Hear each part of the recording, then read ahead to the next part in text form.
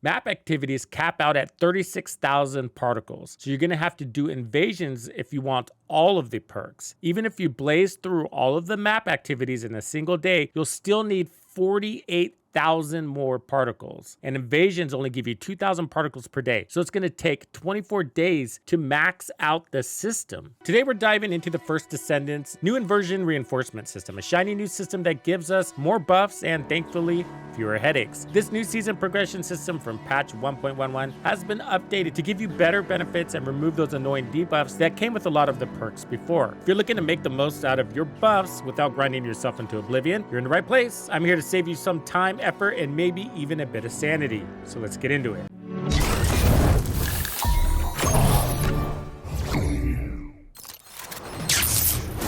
Tux makes it exciting! All right, so let's get the basics out of the way. The Inversion Reinforcement is a progression system. It gives you a way to spec for situational damage buffs and utility effects through something called the Inversion Reinforcement Device, IRD for short. The IRD is like an account-bound artifact that supercharges your descendants' abilities. You'll earn Ironheart Particles by completing seasonal content, which you then spend to unlock new passive effects and exclusive perks. To unlock the IRD, you've got to complete the seasonal quest line, starting with Mysterious Phenomena in Albion. Heads up though, you need to have completed the main campaign and unlock hard mode to even start this quest. There's no real tricks to it, just start it from the front and go to the back. Once you're there, research the IRD through the Altered Design quest. Talk to Anais in Albion, and boom, you've unlocked the IRD for the entire season. But remember, it resets at the end of the season, so make the most out of it while it lasts. If any of that sounded confusing, don't worry. Let me simplify it down to these simple steps. Open up your main menu, head over to quest, and complete all of your main quests.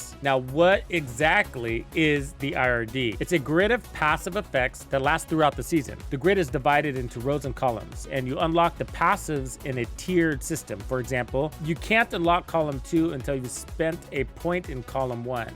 Simple enough, right? Now, here's where you need to pay attention to this system. It's a bit daunting at first. There are 30 inversion reinforcement levels. Each level gives you 1 energy point. And to reach each level, you need to collect 2,800 Ironheart Particles. That's a lot of grinding. There are 25 total perks, 20 active and 5 passive perks. And it's a total of 30 points that you need to get all of these. The active perks will cost you 1 to 3 energy points. So these ones here are 1, and then this column here is going to cost you 3. These are the passive perks in this column, and they're going to require you to lock all of the active perks in their row in order for them to be activated. So a whole category row is going to cost you 6 points per passive perk. So if you want to unlock all 5 passive perks, that's 30 total points or 84,000 Ironheart Particles. Yeah, it's a big number, but don't freak out. I've got your back. Let's put that 84,000 Ironheart Particles into perspective. There are only 2 ways to get these particles: specific map activities and invasion infiltrations. Map activities cap out at 36,000 particles, so you're going to have to do invasions if you want all of the perks. Even if you blaze through all of the map activities in a single day, you'll still need 48,000 more particles. And invasions only give you 2,000 particles per day, so it's going to take 24 days to max out the system. But before you throw in the towel, listen up. These perks aren't game-changing, but they do provide some sweet enhancements to your descendants' performance. If you prioritize the best perks first, you can make the grind more manageable and skip the perks that don't really move the needle. Now let's talk perks. Let's do this! There are 5 categories: Hunt, Attribute, Recovery, Survival, and Season. Within these categories, you've got active and passive traits. These are the active, these are the passive. You can choose 3 active traits total, but here's the catch. They have to be from different categories, so no doubling up. I can't have 2 from Hunt or 2 from the Season categories. The passive traits, on the other hand, can only be unlocked by unlocking all 4 active traits in a category, like you can see here on the Hunt row. You don't even have to use those active traits to benefit from the passive traits. They're always on. Unlocking these active traits requires points, which you earn by doing map activities and invasions that reward Ironheart Particles. Here's the breakdown. 1 point costs 2,800 particles. Active traits cost between 1 to 3 points each, and unlocking all perks in a category will cost you 6. Once unlocked, you can toggle the traits on and off, switching them around as much as you like. Now let's zoom in on the individual perks, like Neural Focus Augmentation, which gives you a 4% MP boost for 30 seconds when you defeat an enemy, stacking up to 5 times for a total of 20%. There's a drawback though, like losing 5% range at full stacks. Other categories follow similar conditional themes, like the attribute category, focusing on weapon interactions, or the recovery category being all about resource consumption, like HP and MP. The seasons category is aligned with the season's theme and includes perks helpful during invasions. There's also a passive perk called Unconsciousness, which decreases the cooldown of your next skill by 8% when all your skills are on a cooldown. A must-have for skill-heavy descendants like Freyna and Viessa. All right, now that we've covered the basics, let's talk strategy. If you follow this guide, you'll be able to unlock the best perks without wasting points on the meh ones. Let's do this! First, unlock selective neurostimulation in the recovery category. It's only 1 point and gives you a random MP recovery boost every 30 seconds. Almost all descendants can benefit from this. Bunny, Viessa, Haley, Freyna, you name it. Next, go for the hunt category, and I recommend Neural Focus for the extra MP boost, even with the slight range debuff. Alternatively, you can go for Biodensity Augmentation for a big HP boost, but I prefer the MP boost because it keeps me casting skills in those clutch moments. For the third active perk, I'd go with RK Pacemaker in the season category. It reduces skill cost by 25% when certain conditions are met, like you're basically moving very slow. And you'll run into a lot of commanders and colossi that trigger it. But if you're more into speed, you can go with Void Adrenaline for a movement speed boost during colossi fights, as long as your HP is below 20, and that only lasts for 3 seconds. Between the two, which one's better? Well, it's sort of like choosing the lesser of the two evils, but ultimately the Unconsciousness perk is one of the best, and so I thought it wise to get Pacemaker first, which costs 3 points, because I'm gonna have to spend in this row anyways. In the Void row, the passive is less of a priority, but it's the third best one up there. So for passive perks, I'd recommend unlocking the Season passive first, which reduces cooldowns by 8% when all your skills are on cooldown. Then go for the Hunt passive one to reduce incoming damage, followed by the Void Defense one to reduce damage during boss fights. Note that I have some things unlocked out of order because I was tinkering with this before the 1.11 patch. I unlocked 3 attribute perks and would have been better off spending those in the seasonal section. Hopefully this guide helps you not make the same mistake. If you already spent points like I did, don't worry. You're probably gonna unlock them all eventually anyways. Surely it would be helpful to have all passives unlocked, and I do suggest that. But since this is a grind and you can only have 3 active perks at a time, I am providing a priority system. Because all of these perks have conditions, my choices are based on 2 factors: greatest impact and applicable benefit to the most amount of descendants. In other words, the easiest conditions for most descendants to achieve. If you only use one descendant all the time, you might choose differently, but a lot of these perks aren't super awesome. So I'd like to think these choices are also the best for any descendant. Let's do this! Okay, so we want to unlock the best perks first, and you're going to need 13 energy points to do that. That's 36,400 Ironheart Particles. Okay, let's optimize your acquisition of Ironheart Particles with the least amount of time and days required. So let's break down these options. Map activities give you 450 Ironheart Particles each. There are 80 total activities available, and there's no daily limit. Invasions will give you 500 IHP per run, 4 runs per day with a 2,000 IHP daily limit. You need 36,400 IHP in total to unlock the 5 best perks. So here's the optimal strategy. Step 1, you're going to want to prioritize invasions, and there's a daily cap. So invasions are the most efficient source of IHP per activity, providing 500 IHP each. Completing all 4 daily invasions nets you 2,000 IHP per day. And on average, I've been completing these between 3 and 5 minutes. So since invasions are capped at 4 runs per day, you want to do these every day to maximize your efficiency. Don't worry, I mapped this out for you. I'll show you that in a moment. Step 2, supplement with map activities. There's no cap on these, so map activities reward 450 IHP each, and there are no daily limits, and the time to complete, well, it's sort of random.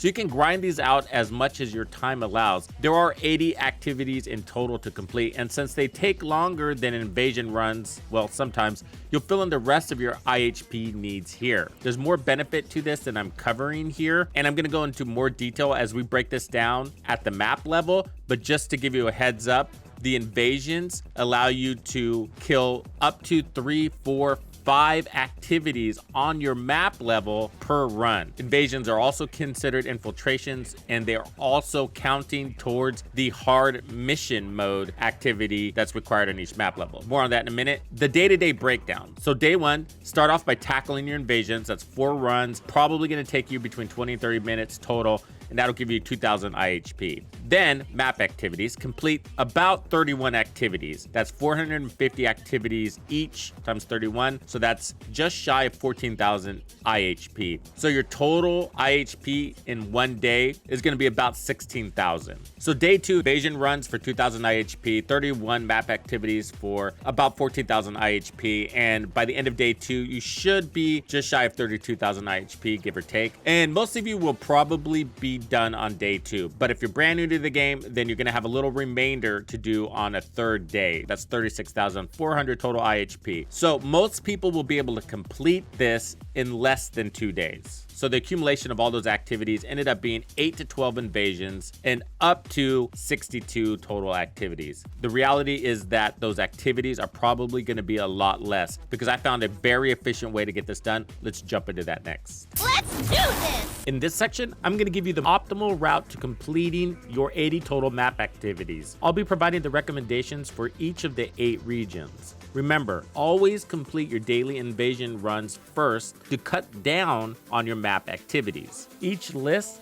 has 10 activities that give you 450 particles each. And here's a pro tip. Invasions also count as battlefield missions and infiltration runs, so you can double or triple dip while farming particles. To complete the entire list of map activities efficiently, you'll need a few specific descendants. Bunny will be your MVP for speeding through most tasks, and then Freyna, Blair, or any fire-based descendant. Fiessa or Haley will come in handy for specific objectives like interacting with Void Shard missions, and non-attribute descendant like Enzo or Glaive for the same. Let's break it down using Echo Swamp as an example first. Starting with the easy stuff. You want to complete minor tasks like shooting resource boxes as you go. This list, for instance, has using munitions as an objective. These are those containers you need to interact with to get resources to drop. Use your pulse to spot them along the way. The Void Shard missions, you don't actually need to complete them. Just start and abort the mission. Freyna will be your go-to for this zone. And then you have the Void Fusion Reactors. They're much easier to solo now, so they're perfect for farming commander kills with Bunny or whoever you want to use. The support drone one can be confusing. I was confused at first and thought I had to use Enzo or do that mission where you walk around with the drone around the map, but that's not it. It's much easier than that. It's actually a breeze. Just interact with the drone that's at the outpost, the one that refills your ammo or your health bar. Yeah, it's that easy. Touch and go.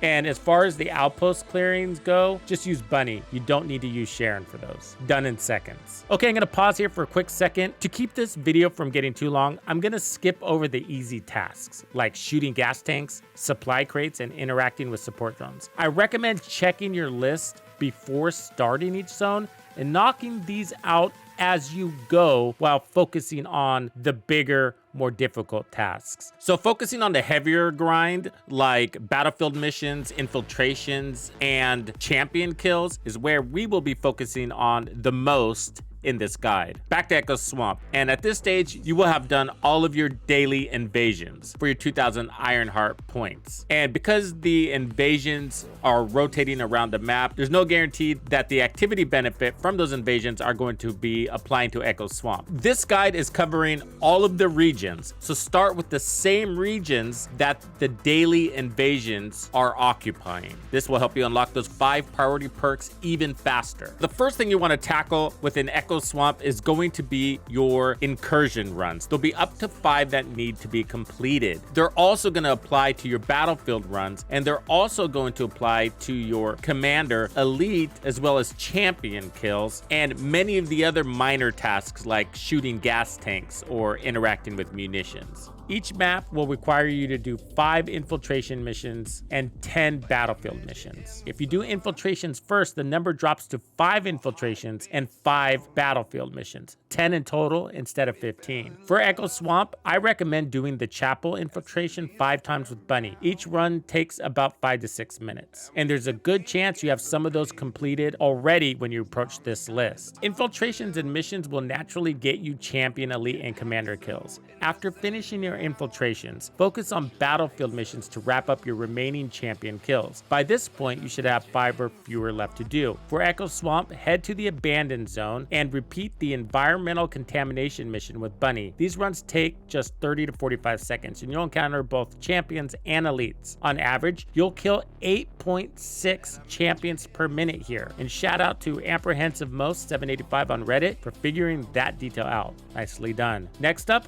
commanders. Elites have yellow health bars, champions have modifiers like extra health or shields, and commanders have an immunity phase where you need to hit weak points or other enemies to take them down. Now, if you're doing things in order, there's a good chance that the commanders are already done. Why? Because you face those commanders in the infiltrations. If you still have this left to do for any reason, then the Void Reactor has commanders, and you can use those to complete this task. And of course, there is a Void Reactor activity on your list. All right, moving to Kingston. Tackle the Magister's Lab with Bunny for infiltration runs, up to 5 times if needed. These runs are quick, taking just 2.5 minutes each. That's less than 15 minutes to finish one of the biggest tasks. By now, you should have around 5 battlefield missions left. Complete them while knocking out the champion and resource tasks simultaneously. Head to the Destruction Zone and run the Urban District mission or the Last Emergency Communicator mission repeatedly. These missions will get you around 5 champion kills per minute. Kingston's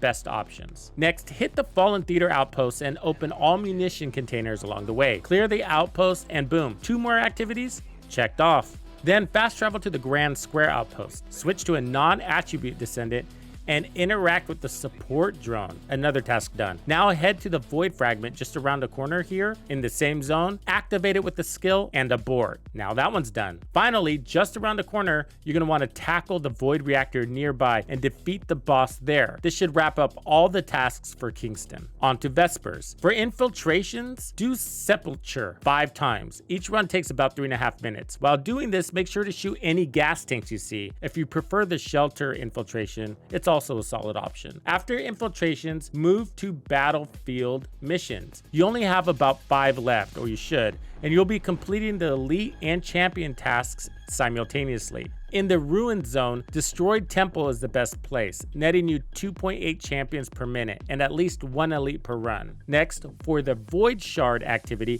fast travel to the outpost, switch to Viesa, and use the support drone. That task is complete. Then head to the Void Shard mission just down the way, attack it with a skill, and then abort. Now that's done. In the same zone, hit the Void Reactor and eliminate the commander there. And then you're gonna wanna finish off by completing an outpost. You can really do any one of them. They're all gonna be the same with Bunny. Remember, you don't need to use Sharon on these. Okay, so next up is the White Knight Gulch. So start with infiltrations. The Biolab is a good choice with Bunny as it's fast and doesn't have too many obstacles. Well, it's the faster of the two. For battlefield missions, head to Shipment Base Zone and Fortress Courtyard, where you'll get 3.2 champion kills per minute. The Outskirts mission, a popular one, is also a good pick, though it's at a slower pace of 1.6 champions per minute. After completing the Outpost mission in the same zone with your Bunny, fast travel to the Outpost and switch to Freyna. Of course, use the support drone and then head over to this Void Fragment mission, attack it, and then abort it. You'll also need to complete a Void Reactor boss fight, so pick the nearest one for speed, but I would avoid the hatchery if possible. It's way out of the way. Agna Desert. For infiltrations, the Asylum is a solid pick, quick and efficient. When it comes to battlefield missions, go for the heavy equipment entry path in Mirage Stone, where you'll get 4.6 champion kills per minute. There's also an electric Void Shard mission in Vermilion that Bunny can handle easily. Afterward, head to the nearby reactor. Sterile Land. For infiltrations, Unknown Laboratory works well. For battlefield missions though, head to Rockfall's Anticipated Ambush Point. Ever heard of that one? Yeah, it's a good farming zone. Here you can rack up a whopping 10.8 champion kills per minute, and you'll be over with this in no time. By the way, pro tip, the fact that there's 10.8 champion kills per minute at this fight is why it's one of the best farms in the game. Those are a chance of getting you code breakers. Okay, after you've done that, you're gonna wanna head down to the restricted zone and switch over to Blair to tackle the Fire Void Fragment mission. Afterwards, fight the Void Reactor just up the road. You're probably gonna wanna switch to Bunny to do that if your Blair isn't built up. In Hagios, Old Mystery or Haven is fine for infiltrations. For battlefield missions, head to Fractured Monolith and complete the Ruins modification base for 2.5 champions per minute. You'll need fire for the Void Shard mission here, so switch back to your Blair and send him down to the Dune base. Clear the outpost nearby to complete both activities. Finally, the Fortress. For infiltrations, the Quarantine Zone is really good. For battlefield missions and champion kills, head to Frozen Valley and complete the Gate System Control Network. It's just outside the main outpost. You'll also need Viessa to activate the Chill Void Shard mission on the other side of this zone. Finally, tackle the outpost in the same zone to wrap things up. There's also a Void Reactor here in the same zone as well. Now that you've completed all the map activities, you should have all 36,000 possible Ironheart Particles. That gives you 12.8 of the 13 points needed to unlock the best inversion perks. If you've done at least one invasion run, then you're all set. If not, get to it. You're probably wondering how long this took me. Well, I waited until the 1.11 patch before tackling this, so some things were already complete just by playing the game, but I managed to clear my map in a single session, which took about 4 hours, give or take. Most of that time was spent on infiltrations and champion kills. And so, when I approached it, it was just about halfway complete. Anyways, I hope this guide helps you knock it out quick and painlessly. Thank you for hanging out with me. My name is TUXEDO Bandido. That's Tito Bandido. One and only. And this was another episode of The First Descendant. If you found this video helpful, subscribe, like, and turn on notifications to ensure you don't miss out on the fantastic experiences waiting for you in The First Descendant. And if you like videos like this, check out the one I have recommended for you right here. If you have anything you want to see covered, be sure to let me know in the comments below. And thank you to all the channel members and donors who make everything possible. Tux Nation wouldn't be without you. When you buy or download anything for the First Descendant, be sure to use Tux's creator code to support the channel. Easy peasy.